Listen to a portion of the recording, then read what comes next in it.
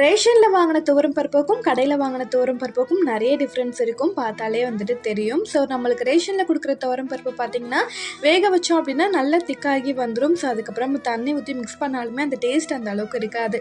So அதுக்காக பார்த்திங்கன்னா கடையில் ஒரு 2 கிலோ துவரம் பருப்பும் அதுக்கப்புறம் ரேஷனில் கொடுத்த 1 கிலோ துவரம் பருப்பும் நல்லா மிக்ஸ் பண்ணிவிட்டு யூஸ் பண்ணிக்கிட்டோம் அப்படின்னா ரெண்டுமே யூஸ் பண்ண மாதிரியும் இருக்கும். அதுக்கப்புறம் சாம்பாருமே நல்லாயிருக்கும். கண்டிப்பாக இந்த டிப்பை ட்ரை பண்ணி பாருங்கள்.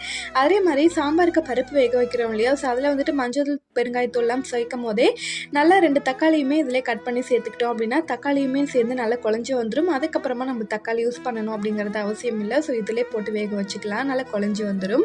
அதுக்கப்புறம் வாழைக்காய் நம்ம கட் பண்ணிவிட்டு பார்த்திங்கன்னா சாதம் களைஞ்ச அரிசி களைஞ்ச தண்ணி இருக்கு இல்லையா, ஸோ அதில் ஒரு 2 ஸ்பூன் அளவுக்கு பால், நம்ம காய்ச்சின பால் வந்து சேர்த்துட்டு நம்ம வந்து இதை சேர்த்து வச்சுட்டோம்னா கருத்து போகாமல் இருக்கும்.